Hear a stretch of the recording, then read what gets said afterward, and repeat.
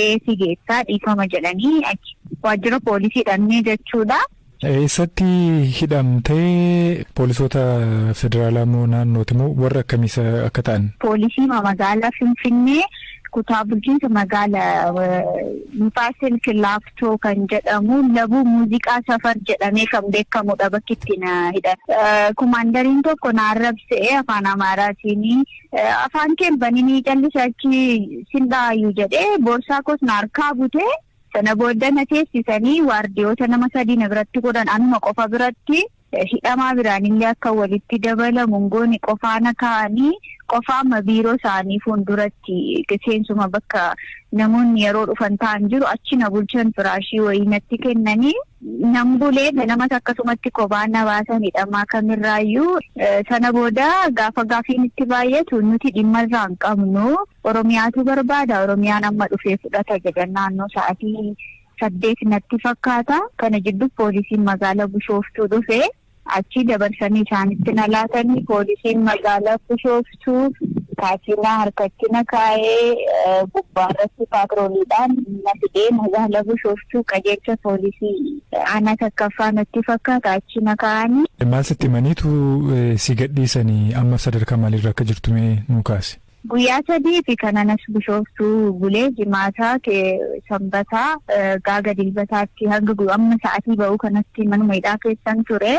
Sababii maaliif kanas keessa ture kan jedhu sammuu koof deebii maaliin laadda isa jedhuun gaafadhe gaafiin hin deebisinii amma ba'uu barbaadda yoo ta'e wabii waammachuu dandeessaa jedhan maal balleesse wabii waammadha jennaan gaafiin deebisaa hartaa turuu barbaaddaa wabii waraqaa eenyummaa nama qabu waammadhu wantoota qulqulleeffachuu qabnu qulqulleeffanneerraa amma ba'uu dandeessa jennee murteessine mana hidhaa keessa teessee nu fayyaddu wabii waammadhu jedhanii haati qo'achi turte waraqaa eenyummaa ishii koppii godhuun mallatteessitee na fuutee baatee jechuudha. Himanni tokko hin jiru gaafii koof deebiin laatanis tokko hin jiru sababa itti hidhanis maaliif agamma kana mana murtiin mana hidhaa keessa na tursiisanis natti himne jechuudha. Yaada nuu kenniteef ulfaadhuun siin jedha baga hidhaa baatee ati. Galatoomaa ulfaadhaa isinis sagalee naa ta'uu keessaniif.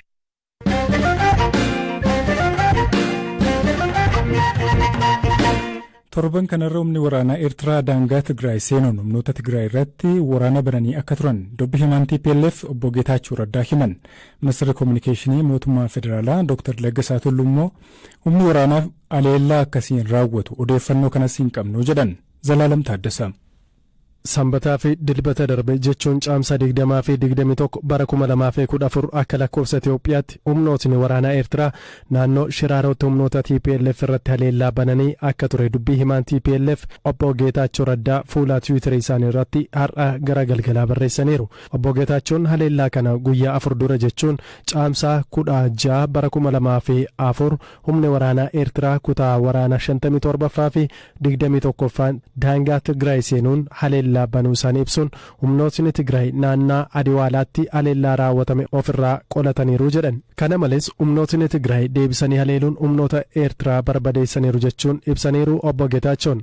Obbo Geetaachoon loltoota Eertiraa lakkoofsaan ibsuun hedduun isaanii ajjeefamuu fi madaa'uu hubachiisaniiru. Akkasumas loltootni isaanii meeshaa waraanaa baay'ee loltoota Eertiraa irraati akka booji'an dubbataniiru. Humnootni Eertiraa naannicha gara wal dhabdee addaan hin cinneetti gaggeessaa jiru jechuun himani. Hawaasni addunyaas mootummaa Eertiraa irratti dhiibbaa akka godhuuf ergaa dabarsaniiru. Maqaan isaanii akka hin dhaamne kan gaafatanii fi waa'ee waraana kana BBC'tti kan dubbatan nama humna Tigraayitti dhiyoo ta'an tokko guyyoota 3 darban keessa waraanni Eertiraa naannoo sanatti haleellaa gaggeessuu isaa mirkaneessaniiru. Madda odeeffannoo keenyaa kun humnoonni Eertiraa birgeedii 2tiin durfaman haleellaa raawwataniiru jedhan. Dabalataan loltootni Eertiraa hedduun ajjeefamanii kaan booji'amuun humnootni Eertiraa kaan immoo duubatti deebi'aniiru jechuun BBC'tti himaniiru. Gama mootummaa Eertiraatiin waa'ee waraana kana ilaalchisee wanti himamee hin jiru.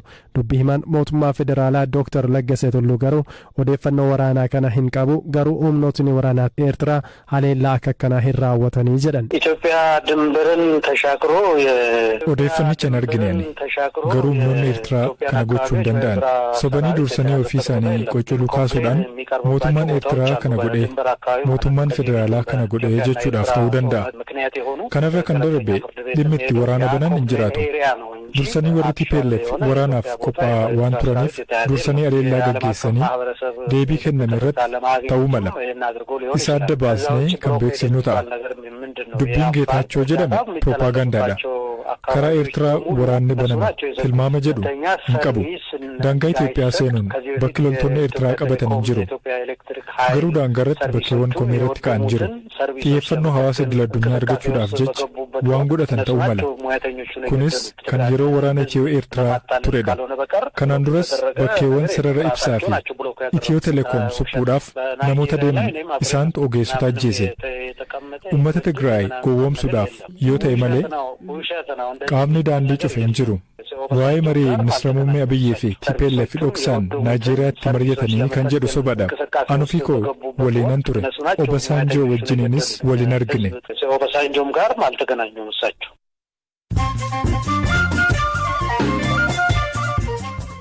amma immoo oduun gaggabaabsee isinitti hima. Eertiraatti hordoftoonni amantaa warra Wangeelaa 17 ol hidhamuu isaanii maddeen BBC'tti himan. Namoonni to'ataman jedhaman kun mana hidhaa magaalaa Asmaraa irraa fagaatee argamutti geeffaman. Manni hidhaa kunis kanaan duras bakka namoonni sababii amantaa isaaniitiif to'atamaniitti hidhamanii jedhameera.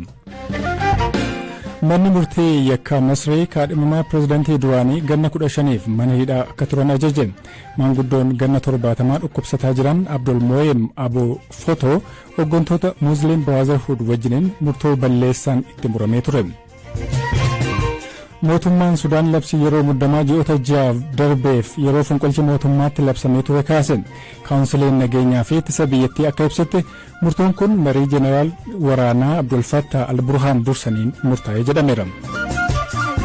Naayijeeriyaan ji'a kana keessa bulchiinsota biyyattii 4 keessatti namoonni 4 maariyyee jaldeessaatiin qabamuu beeksifte. Walumaa galatti namoonni 21 bara kana keessa dhibichaan qabamanii kan jiran yoo ta'u namni tokko sababii dhibee kanaan du'eera jedhameera. Magaalaa guddoo biyyattii Abuujaa dabalatee bulchiinsota 9 keessatti dhibeen kun mul'ateera. Gara qabiyyee sattaanuutti ce'amu. Dhiyeenya naannoo Amaaraa keessatti duula olaantummaa seeraa kabachiisuu mootummaan gaggeessaan jira jedhuun namoonni 10,000 lakkaa'aman hidhamanii lubbuun namootaas darbeera. Jiraattonni komii mootummaan faannoo hiikkachiisuuf gochaa jiru komatu. Kaan ammoo namoota mootummaa morman karaa itti dhabamsiisuudhaaf yaalamuu jedhu. Zalaalam Taaddasaa gabaasa dabalataa qaba.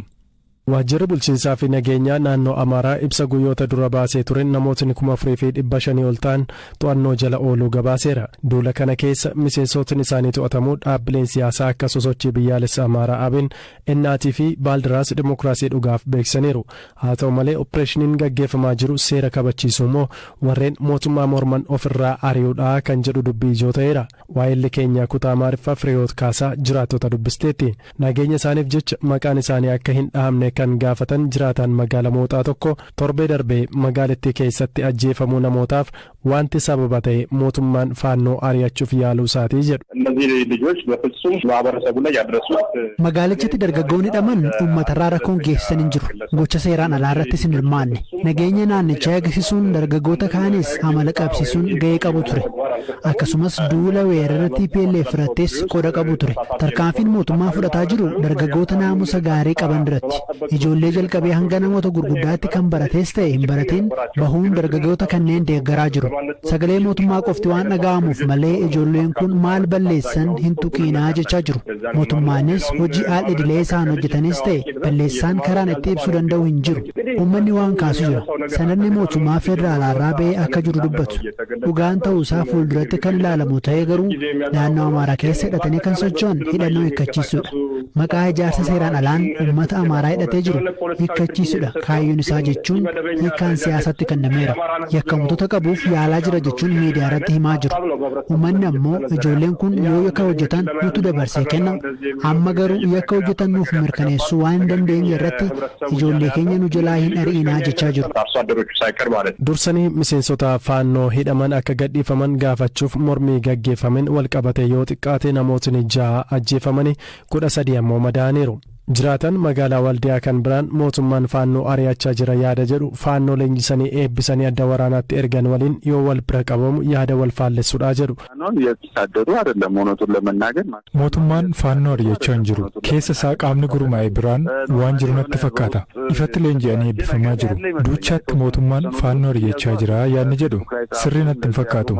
Naannoos ta'e mootummaa federaalaa irraa kan amantii dhabee fi faannoo irraa gargar ba'eeraa gareen jedhu jira. Gareen kun humna addaas raayyaa ittisaas hin amanu.